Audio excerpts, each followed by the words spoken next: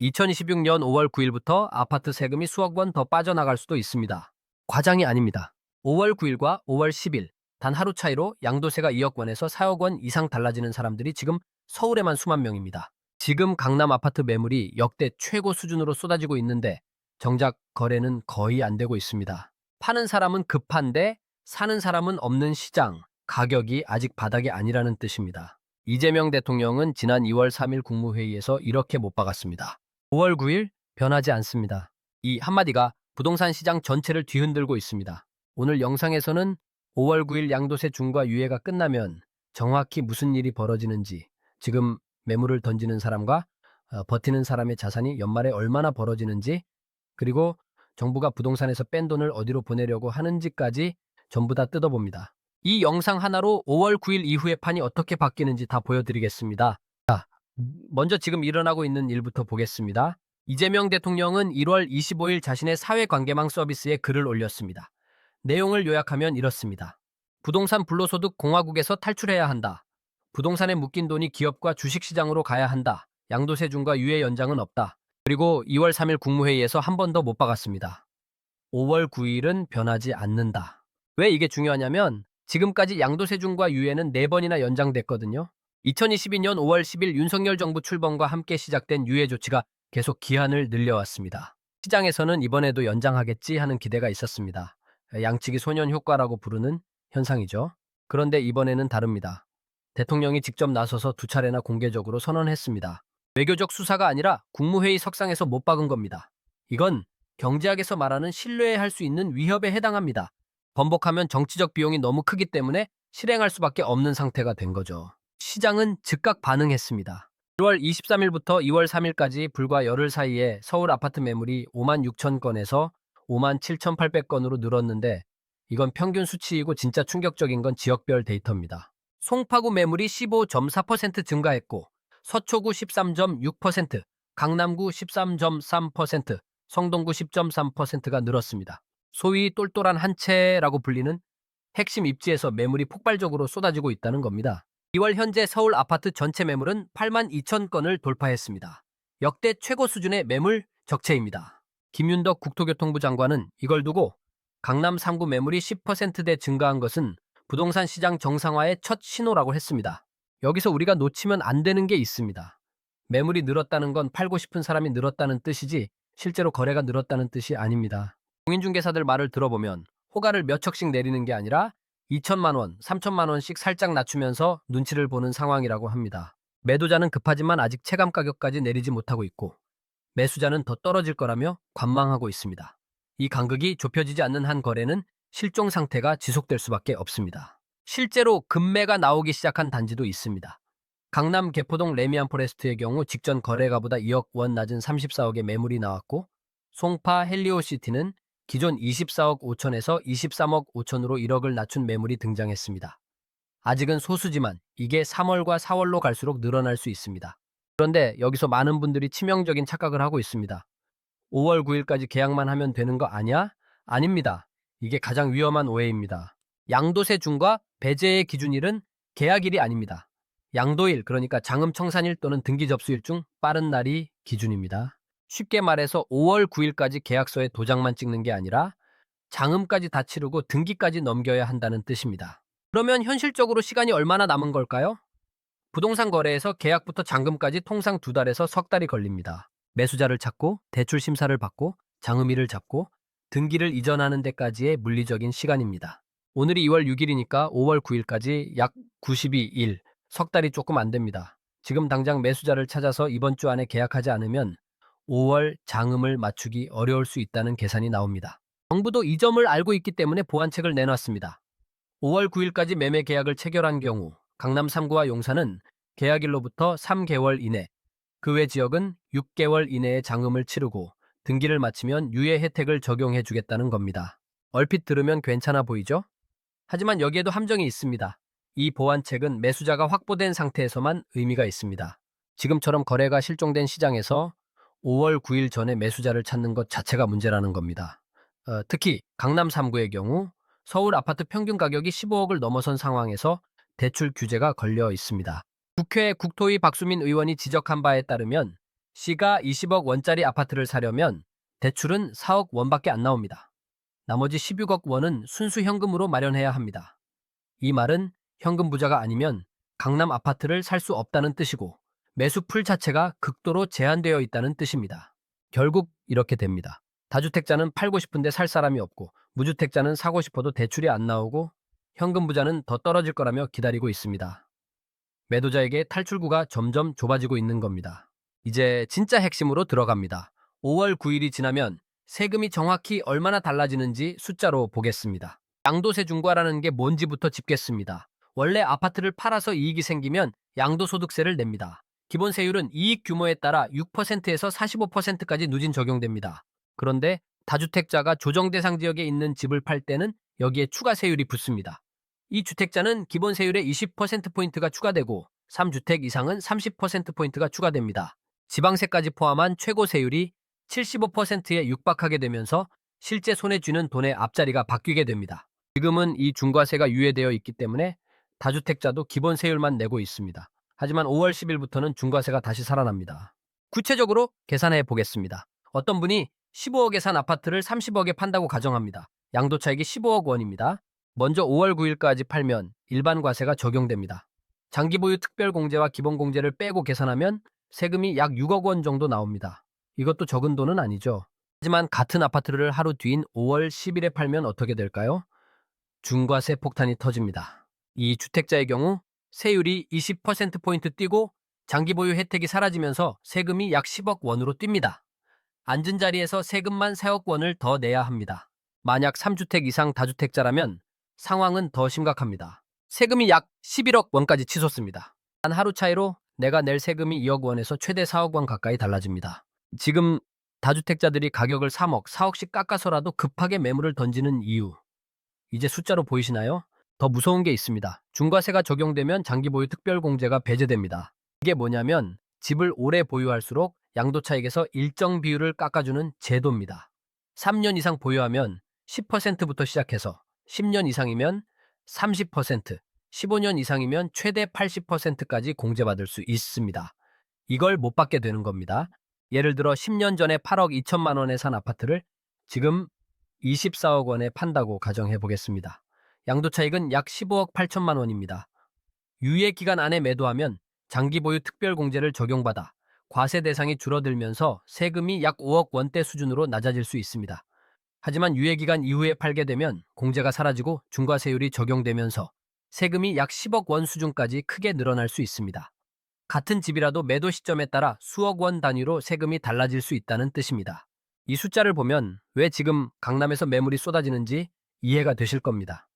세금을 더 내느니 가격을 몇 척 낮춰서라도 5월 9일 전에 파는 게 훨씬 이득인 구간이 온다는 거죠. 3주택 이상 보유자 입장에서 계산해보면 양도차익이 10억 원일 때 유예기간 내 세금은 약 3억 8천만 원인데 중과되면 약 7억 5천만 원이 됩니다. 세금 차이가 3억 7천만 원이면 매도 가격을 3억 깎아서 팔아도 남는 장사라는 결론이 나옵니다. 시장 전문가들은 이 계산이 3월과 4월에 본격적으로 체감될 거라고 봅니다. 지금은 호가를 2천만 원, 3천만 원씩 살짝 내리는 수준이지만 4월이 되면 세금 계산을 마친 다주택자들이 수억 원을 낮춘 초급매를 던질 수밖에 없다는 겁니다. 어떤 전문가는 이걸 두고 투매가 아니라 합리적 손절이라고 표현했습니다. 세금으로 6억을 내느니 가격을 3억 낮추는 게 산수적으로 맞으니까요. 그런데 여기서 반대편 시각도 봐야 합니다. 이런 반론이 있을 수 있습니다. 문재인 정부 때도 양도세를 중과했는데 결국 매물이 잠기고 집값이 더 올랐잖아. 이번에도 그렇게 되는 거 아니야? 맞습니다. 그 전례는 존재합니다. 하지만 지금 상황이 그때와 결정적으로 다른 지점이 세 가지 있습니다. 첫째, 대출 환경이 완전히 다릅니다. 문재인 정부 시절에는 집단 대출이 비교적 자유로웠고 갭 투자가 가능했습니다. 지금은 지난해 6월 27일 규제와 10월 15일 규제로 주택자금 대출이 사실상 차단됐습니다. 버티려면 이자를 감당해야 하는데 신규 대출 자체가 막혀 있으니 버티기의 전제 조건이 사라진 겁니다.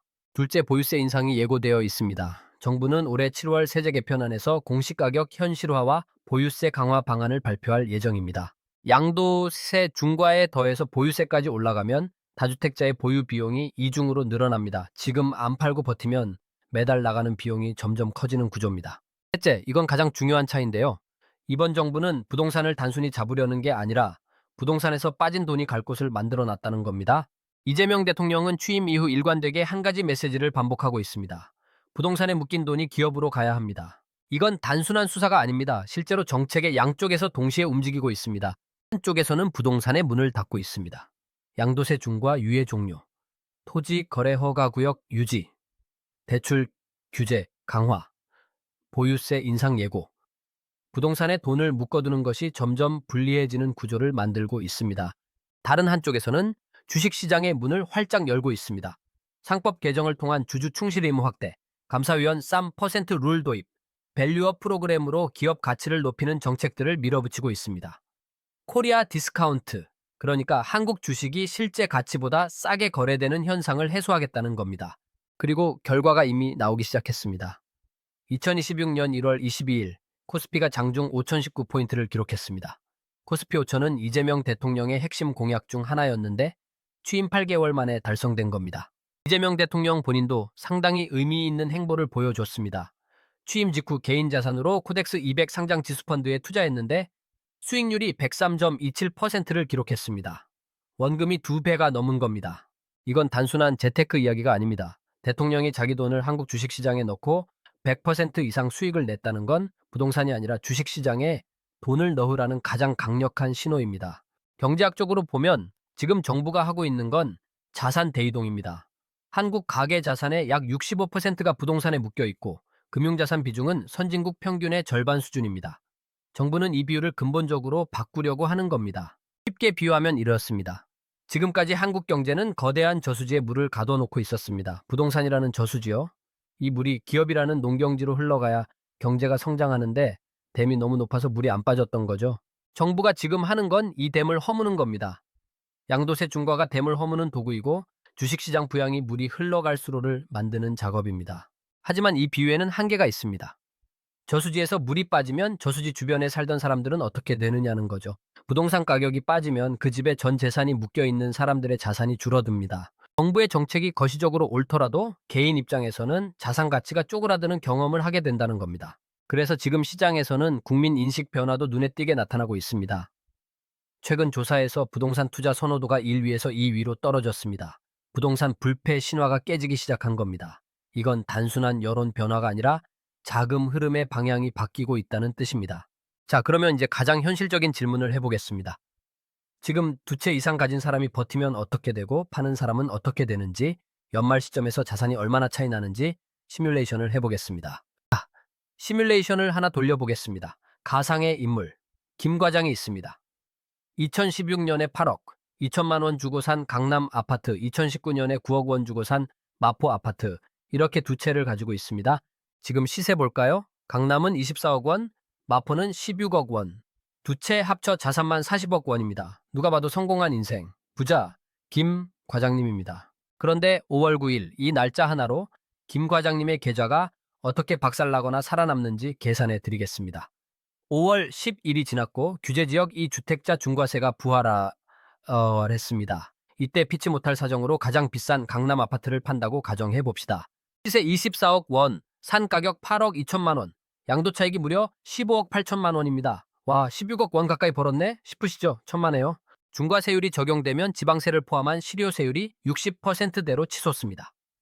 계산해보면 16억 원 가까이 벌었는데 세금으로만 약 10억 원이 나갑니다. 김 과장 손에는 고작 5억 원 남짓 남게 되는 거죠. 절반 이상을 나라에 내야 하니 세금 내느니 안 판다는 말이 나오는 겁니다. 그럼 안 팔고 버티면 승자일까요? 아니요. 지옥이 시작됩니다. 공시가격 현실화로 보유세 폭탄이 떨어집니다. 종부세, 재산세 합치면 1년에 4천만 원이 그냥 나갑니다. 여기에 대출 이자, 전세 보증금 리스크까지 합치면요. 김 과장님은 숨만 쉬어도 1년에 6천만 원씩 통장에서 돈이 삭제됩니다. 집값 40억 원 깔고 앉아서 매달 현금이 말라가는 하우스 푸어가 되는 거죠. 만약 5월 9일 전에 마포 아파트를 먼저 팝니다. 이때는 중과세가 아니라 일반 과세가 적용되고 장기보유 특별공제도 받습니다. 계산기를 다시 두드려 봅니다. 세금이 약 6억 원 수준으로 줄어듭니다. 아까 중과세 때 10억 원 내야 했던 것과 비교하면 4억 원이나 아끼는 셈입니다. 세금을 다 내고도 김 과장님 손에는 현금 약 9억 원 이상이 확보됩니다. 버틸 때보다 가용 현금이 훨씬 늘어나는 거죠. 더 거죠. 이 돈을 연 3.5% 예금에만 넣어둬도 1년 이자가 3천만 원이 넘습니다. 매년 6천만 원씩 비용이 나가던 구조에서 3천만 원씩 들어오는 구조로 바뀌는 겁니다. 연간 현금 흐름 차이가 약 9천만 원에 달합니다. 주식시장에 분산 투자했다고 가정하면 코스피가 지난 1년간 30% 이상 올랐으니까 더 큰 수익을 기대할 수도 있습니다. 물론 주식은 원금 손실 위험이 있지만 핵심은 자산을 유동화했다는 것 자체에 있습니다. 5월 9일이라는 날짜 하나를 기준으로 같은 자산을 가진 두 사람의 연말 자산 차이가 수억 원에서 10억 원 가까이 벌어질 수 있다는 겁니다. 물론 이건 부동산 가격이 하락한다는 전제해서의 계산입니다. 만약 정책이 바뀌거나 부동산 가격이 다시 오른다면 버틴 사람이 유리할 수도 있습니다. 하지만 지금 정부의 정책 방향과 시장 데이터를 종합적으로 보면 버티는 것보다 파는 것이, 늦게 파는 것보다 일찍 파는 것이 유리한 구간에 들어왔다는 판단이 나옵니다. 이재명 대통령도 비슷한 취지의 발언을 했습니다. 버티는 것보다 파는 것이 유리하고 늦게 파는 것보다 일찍 파는 것이 유리합니다. 부동산 정상화는 코스피 5천보다 쉽습니다. 이 발언을 어떻게 해석해야 할까요? 코스피 5천은 이미 달성했고 부동산 정상화는 그것보다 쉽다는 건 정부가 부동산 가격 하락을 기정사실로 보고 있다는 뜻으로 읽힙니다. 자, 그러면 이 상황에서 구체적으로 무엇을 해야 하는지 다주택자와 무주택자 각각의 입장에서 정리해 보겠습니다. 먼저 다주택자 2채 이상 가지고 계신 분들 이야기입니다. 첫째, 지금 가장 중요한 건 시간입니다. 5월 9일까지 계약을 체결해야 보완책의 적용을 받을 수 있고 그러려면 지금 당장 매수자를 찾아야 합니다. 2월 안에 매수자와 접촉하지 못하면 5월 장음을 맞추기가 물리적으로 어려워집니다. 둘째, 호가를 과감하게 낮춰야 합니다. 지금 시장에서 2천만 원, 3천만 원 깎는 수준으로는 매수자가 움직이지 않습니다. 세금 차이를 계산해 보면 가격을 3억 원까지 낮춰서 팔아도 5월 10일 이후에 파는 것보다 이득인 구간이 있습니다. 감정적으로는 어렵겠지만 산수가 그렇습니다. 셋째, 매수자에게 유리한 조건을 제시하는 것도 방법입니다. 장음 유예 조건, 수리비 분담, 중개수수료, 매도자 부담 같은 조건을 내걸어서라도 거래를 성사시키는 게 중요합니다. 거래가 실종된 시장에서는 파는 사람이 사는 사람에게 조건을 맞춰줘야 하는 시대가 온 겁니다. 넷째, 양도 순서도 전략적으로 따져야 합니다. 여러 채를 보유하고 있다면 양도 차익이 큰 집부터 먼저 파는 게 유리합니다. 중과세가 돌아오기 전에 차익이 큰 물건을 정리해야 세금 충격을 줄일 수 있습니다. 또한 양도 차익이 큰 경우에는 2해에 걸쳐서 양도하면 누진세율 부담을 낮출 수도 있는데 이건 5월 9일이라는 시한이 있기 때문에 세무사와 반드시 상담해야 합니다. 다섯째, 자녀에게 증여하는 방법도 검토할 수 있습니다. 증여세를 내더라도 양도세 중과를 피하면서 세대 내 자산을 이전하는 방법인데 이건 개인별 상황에 따라 유불리가 크게 달라지므로 역시 전문가 상담이 필수입니다. 자, 그럼 반대편입니다. 무주택자이거나 현금을 보유하고 계신 분들은 어떻게 해야 할까요? 첫째, 지금 당장 사면 안 됩니다. 강남 매물이 5천만 원 빠졌다고 뉴스에 나오면 혹하실 수 있습니다. 하지만 5천만 원은 24억 원짜리 아파트 기준으로 2% 수준입니다. 이건 시작도 아닙니다. 전문가들은 4월과 5월에 훨씬 더 큰 폭의 급매물이 나올 거라고 보고 있습니다. 5월 9일 직전이 되면 세금 회피를 위해 가격을 대폭 낮춘 초급매가 쏟아질 수 있습니다. 그때가 매수 타이밍을 따져볼 시점입니다. 둘째, 매수를 한다면 대출 조건부터 확인해야 합니다. 앞서 말씀드린 것처럼 지금은 대출 규제가 매우 강합니다. 시가 20억 원짜리 아파트에 대출이 4억 원밖에 안 나온다면 나머지 16억 원을 현금으로 마련할 수 있는지가 매수 가능 여부를 결정합니다. 대출이 안 되는데 무리해서 사면 그것도 함정입니다. 셋째, 부동산 말고 다른 선택지도 열어놓으셔야 합니다. 정부가 주식시장으로 자금을 유도하고 있다는 건 명확합니다. 상법 개정, 밸류업 프로그램, 코리아 디스카운트 해소 이런 정책들이 계속 나오고 있고 코스피 5천이라는 결과가 이미 나왔습니다. 물론 주식은 원금 손실 위험이 있고 부동산처럼 실물 자산의 안정감이 없습니다. 하지만 정부 정책의 방향이 분명히 주식시장 쪽으로 기울어져 있다는 건 자산 배분을 고민할 때 반드시 고려해야 할 요소입니다. 넷째, 한강벨트 쏠림 현상을 주시해야 합니다. 마포, 성수, 용산, 반포 일대로 수요가 집중되는 현상이 뚜렷해지고 있습니다. 서울 내에서도 양극화가 심화되고 있어서 모든 지역의 아파트가 똑같이 떨어지는 게 아닙니다. 핵심 입지와 외곽 지역의 가격 차이는 오히려 더 벌어질 수 있습니다. 결국 이 상황에서 가장 위험한 건 아무것도 안 하는 겁니다. 다주택자가 아무것도 안 하면 세금 폭탄과 보유 비용 증가라는 이중고에 빠지고 무주택자가 아무것도 안 하면 초급매 기회를 놓치게 됩니다. 자, 마지막으로 이 모든 걸 관통하는 큰 그림을 보겠습니다. 지금 벌어지고 있는 일은 단순히 양도세가 바뀌는 이야기가 아닙니다. 한국 사회에서 부동산이 차지하던 위상 자체가 재편되고 있는 겁니다. 지난 30년간 한국에서 가장 확실한 재테크는 아파트를 사서 들고 있는 거였습니다. 월급쟁이가 부자가 되는 유일한 길이 내 집 마련이라는 말이 상식이었죠. 그런데 지금 그 전제 조건들이 하나씩 바뀌고 있습니다. 인구가 줄고 있습니다. 2025년 한국의 합계 출산율은 0.7명 수준으로 세계 최저입니다. 집을 살 사람 자체가 줄어들고 있다는 뜻입니다. 물론 수도권 집중 현상이 있으니 서울은 다르다는 반론이 있을 수 있고 그건 일부 맞습니다. 하지만 장기적으로 전체 수요가 줄어드는 흐름을 거스를 수는 없습니다. 정책 환경이 완전히 달라졌습니다. 이전 정부들은 부동산 규제를 하다가도 결국 풀어줬습니다. 하지만 이번 정부는 부동산에서 빠진 돈이 갈 곳, 즉 주식시장이라는 대안을 먼저 만들어 놓고 규제를 강화하고 있습니다. 이건 구조적으로 다른 접근입니다. 가계자산 구조의 변화가 시작됐습니다. 부동산 투자 선호도가 떨어지고 금융자산에 대한 관심이 올라가고 있습니다. 이건 하루아침에 바뀌는 게 아니지만 한번 방향이 잡히면 되돌리기 어려운 흐름입니다. 이 세 가지를 종합하면 부동산의 자산을 집중시키는 전략의 유효기간이 줄어들고 있다는 결론이 나옵니다. 부동산이 완전히 무너진다는 얘기가 아닙니다. 핵심 입지에 좋은 아파트는 여전히 가치가 있을 겁니다. 하지만 아무 아파트나 사서 들고 있으면 오르는 시대는 지나가고 있다는 겁니다. 자, 그러면 여러분 각자 질문을 하나 던져보시기 바랍니다. 지금 내 자산의 몇 퍼센트가 부동산에 묶여 있는가? 그리고 5년 뒤에도 그 비율이 합리적일 것인가? 이 질문에 대한 답은 사람마다 다를 겁니다. 하지만 한 가지 확실한 건 이 질문을 한 번도 안 해본 사람이 가장 위험하다는 겁니다. 5월 9일은 단순한 세금 데드라인이 아닙니다. 한국 부동산 시장의 규칙이 바뀌는 날입니다. 규칙이 바뀌면 전략도 바뀌어야 합니다. 오늘 이 영상의 정보가 여러분의 선택을 바꾸는데 조금이라도 도움이 됐으면 합니다. 영상이 유익하셨다면 구독과 좋아요 부탁드립니다. 영상 제작에 큰 힘이 됩니다.